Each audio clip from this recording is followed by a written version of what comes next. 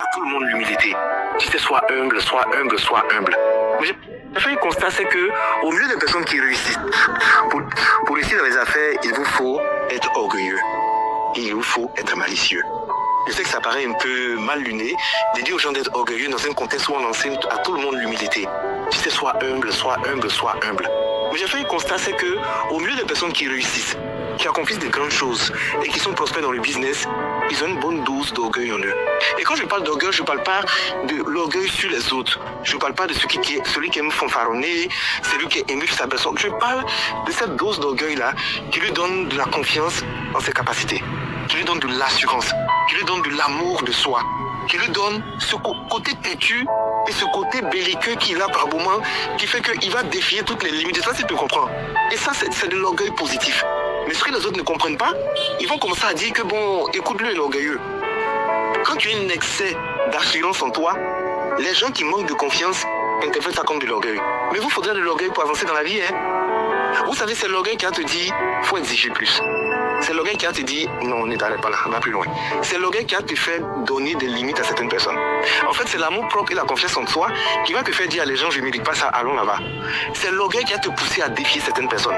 C'est l'orgueil qui a te poussé à prendre des décisions qui souvent ne vont pas t'arranger sur l'instant précis, mais qui seront alignées sur ta vision. Il vous faut une bonne dose d'orgueil en vous. En fait, dans la vie, il faut savoir où on est humble et il faut savoir où on n'est pas humble. Quand tu es sûr de tes capacités, quand tu sais les efforts que tu conçois chaque fois pour avancer, mais tu n'as pas le droit de t'aider là-dessus. Tu sais, dis que je suis fort, dis je suis grand, dis je suis intelligent, dis je suis prospère, dis que techniquement j'ai des capacités, c'est pas de l'orgueil, c'est la vérité. Si en plus c'est vrai ce que tu es en train de dire, donc c'est la vérité. Assumez qui vous êtes et ayez le courage d'assumer votre vision.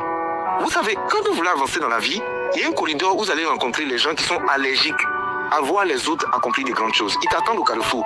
Et ils ont un argument fétiche, l'humilité. En fait, c'est une fausse humilité qu'ils vont te promettre. Ou bien ils vont faire la promotion d'une humilité, tu vois, reste dans les limites. Non, nous on était dénoncés, nous on est les anciens. En fait, tu ne connais pas les rouages, tu ne connais pas les secrets, nous on t'expliquait. En fait, reste ici, ne va pas loin là-bas. Tous ceux qui ont tenté d'aller là-bas n'ont pas pu faire, non, reste ici, écoute-moi, c'est moi qui... Ils sont en train de faire ça là. Leur objectif, c'est que tu dépasses certaines limites. Et si tu n'es pas un peu orgueilleux, tu vas rester, tu vas les écouter. Pour franchir certaines barrières, il doit avoir de la fierté d'être soi-même. C'est une forme de confiance en soi que les gens ne vont pas comprendre, c'est débordant. Il faut avoir de l'obsession. Tu vois, tu es têtu, on te parle, tu n'écoutes pas. Tu es un fonceur. Il faut de l'orgueil pour réussir dans la vie. Dans un contexte où on tue les rêveurs, où on casse les langues de ceux qui veulent aller loin, où on circonscrit la vision des gens. Si tu n'es pas assez orgueilleux pour t'arrêter sur ta vision, pour l'assumer, pour regarder les gens droit dans les yeux, pour leur dire certaines vérités qui ne t'arrangent pas, mais tu ne vas pas avancer dans la vie. Deuxième de conseil, vous devez être un peu malicieux.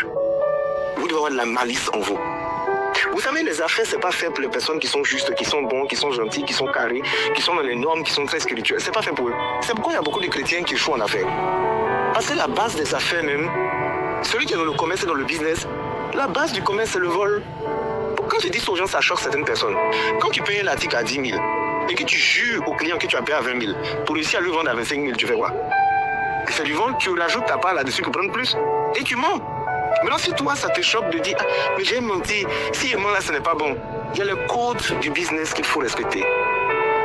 Tu sais, si dès que tu gagnes l'argent, tu coupes pour payer tes impôts, tu coupes pour payer tes salariés, tu coupes pour payer tes fournisseurs, à la fin, toi, tu vas t'en sortir rien. Quand je parle d'avoir de la malice, c'est d'avoir cette intelligence d'analyser, de se projeter et de savoir réagir selon les circonstances. C'est pas partout qu'on dit la vérité, c'est pas partout qu'on est bon, c'est pas partout qu'on est juste. En affaires, par moment, tu auras cette dose de malonie en toi qui est utile. Tu sais, tu ne peux pas prospérer dans un monde de requins si toi, tu es un petit poisson. Tu es obligé d'avoir l'attitude des requins pour t'en sortir au milieu d'eux. Il y a des mauvais fournisseurs, il y a des mauvais employés, il y a des mauvaises personnes aux impôts. Et tout le monde veut te prendre de l'argent. Si tu n'es pas quelqu'un de malicieux, d'intelligent, qui est capable de dire ce qu'il ne pense pas et de penser ce qu'il ne dit pas, mais tu ne vas pas t'en sortir dans les affaires. Et ça, c'est l'une des vérités. Les gens viennent te faire des conférences où on te dit, tu sais, quand j'ai commencé, c'est comme ça. Écoute, souvent, tu seras obligé de mouiller la bague des gens. Souvent, tu seras obligé de forcer la main de certaines personnes pour qu'on te signe des autorisations.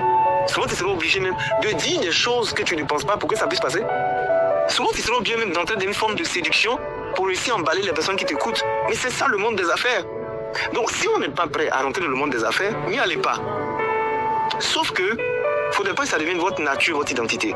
C'est-à-dire aujourd'hui, il faut juste en un moment jouer un rôle et puis après revenir à ta vraie qualité.